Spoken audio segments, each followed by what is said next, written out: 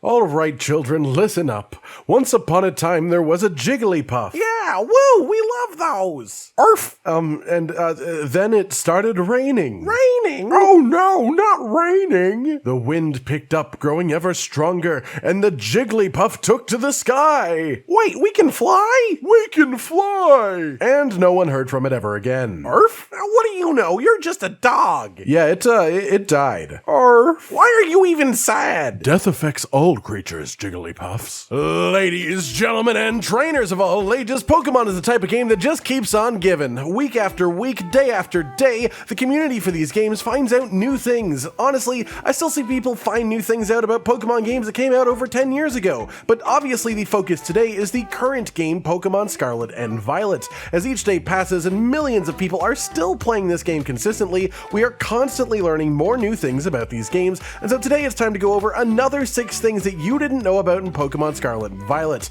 Generally speaking, this series is just a vehicle for talking about tips, tricks, or even just little fun details snuck into the background of the game so we can just all appreciate this game that we love just that little bit more. Without further ado then, let's break on into it with a fun little detail about Jigglypuff. This also applies to Hoppip and the other Pokemon in its evolutionary line as well, and in stormy weather they will occasionally just fly the hell away. It's hilarious. They just sort of zoop off into the distance. I love silly little things like this, and it isn't quite consistent, but when it does happen, it's just really damn funny. And I love that they put this feature into the game. I guess you could call it a feature. After that, let's talk a bit about Tera Raids, specifically information about the Tera Raid shields, just to help us all understand what's happening just a little bit better. And this information comes from @Sabuna_Switch on Twitter, and basically it's just a way to know how much damage you're going to do against an opponent with the shield up. Put simply, if you aren't terastallized and the raid boss has a shield up, you're only doing 20% of the damage that you would otherwise be doing to it without the shield.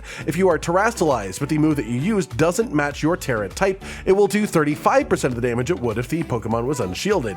And if you are terastallized and the move that you use does match your Tera type, then it will do 75% of the damage that it would normally do to an unshielded Pokemon, meaning even if you do everything perfectly, it will still do less damage than you normally would once the shield is up. So anytime that you are capable of just sort of one-shotting a raid boss past the point of allowing it to use the shield, you will save yourself a lot of time, though obviously this isn't always possible.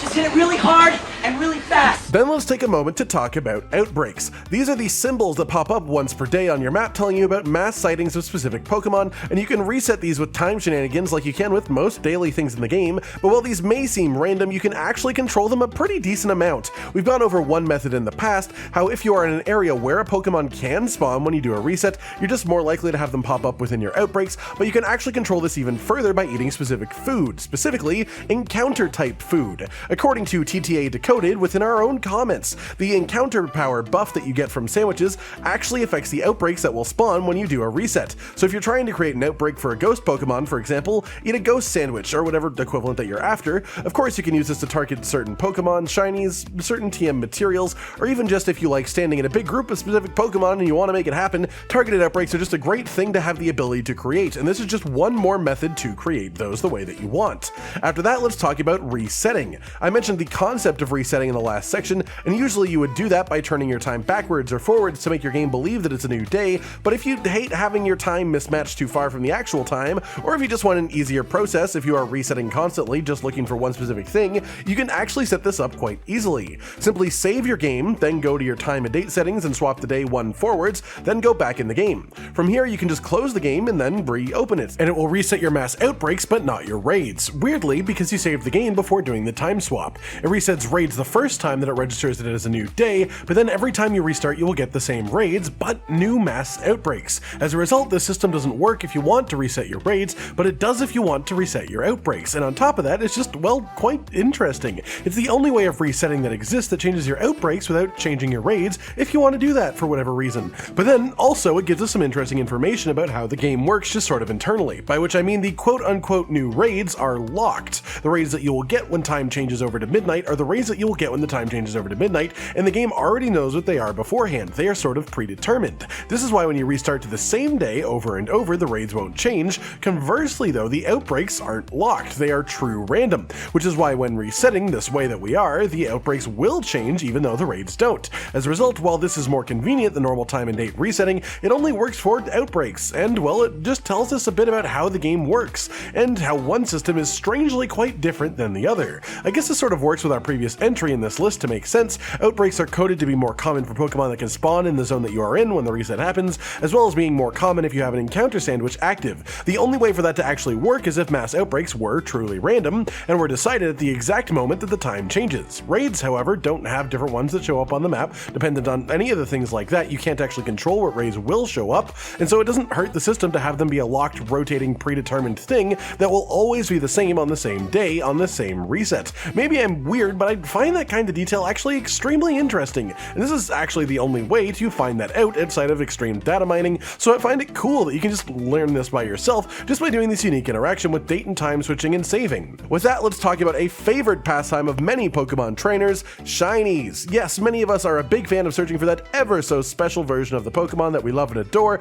that has one specific difference, that one tiny but lovely color change that just makes them even more special to us. Sometimes a shiny color change will be tiny, minute, barely noticeable, but sometimes it can make a Pokemon significantly cooler than it otherwise would be, at least in the opinion of the trainers who catch them. And so shinies are obviously a big deal for that reason, if nothing else. With that said, we have two more shiny tricks this week, specific spots where you can create low effort, isolated encounters to give yourself a fairly guaranteed shiny, and all you have to do is go to the right place and eat the right sandwich to make it happen. Both of these this week came originally from a Japanese YouTuber who goes by Sukaru, but of course we just want to spread and share these lovely tips with the community as a whole, especially those of us who, don't speak Japanese. First up then, let's talk about Espeon, the psychic evolution of Eevee, a nice, simple, easy way to get the shiny for this Pokemon. First, go to the Glacedo's Grasp fast travel point on the southwestern side of Glacedo Mountain, then you turn immediately south and jump through this gap here that is honestly just begging for someone to hop through it. Then once you land, you should be perfectly nestled in, staring at a small hill full of Pokemon right beside this tree.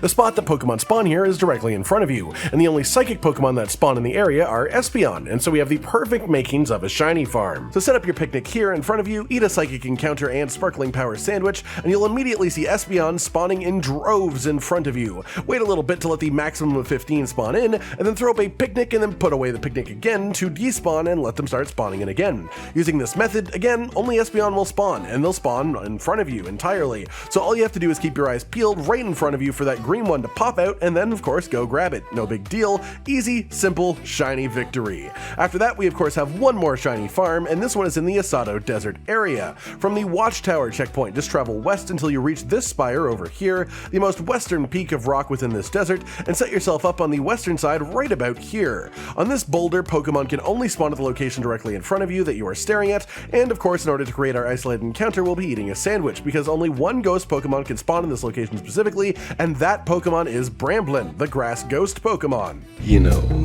Tumbleweeds. So from here, eat your ghost sandwich, and then once again you'll just see Bramblin spawning into the universe one by one. Most of them will even roll off at the side of the rock itself, despawning themselves, so this becomes more or less another AFK shiny farm, where you can just sit there in camera mode, watching them spawn in one at a time, just waiting and watching for that one special shiny guy to appear with a different colored, legs? Do we call those legs? Branches? I feel like branches is probably the most appropriate name for that appendage. And so all you have to do is sit here waiting for the shiny to pop in, then of course put your camera away and run after it before it disappears. Job done, another easy as pie shiny for your collection. And hey, I actually quite like Bramblin personally, so I'm a fan of this one specifically. I know it isn't a necessarily popular Pokemon in general, but I find it both cute and funny, so hey, personal victory here. And there you have it, everyone. 6 more things in Pokemon Scarlet and Violet that you probably didn't know about, little tips, tricks, or details around the game that will improve your experience as a whole. Of course, let us know in the comments of this video if you know any more of these types of things so we can share them with the community at large. I hope you learned something new today, or at least had a fun time checking out this side of the game with me, and of course keep your eyes peeled, because it's always possible that you could be the first person to find something new within this absolutely massive game. Like if you liked the video, subscribe and hit the notification bell for more, and most importantly, ladies and gentlemen, until next time, stay sweet. Josh, Cotton, and Hollow with the videos, dropping the humor like a hammer on your tippy toes, bringing entertainment on a daily arrangement to take our insanity and turn it into entertainment. Yes, I said entertainment twice, to reiterate that it is nice to look into your faces on a mostly daily basis when you let us in your homes to make the whole world a stage. Goodbye.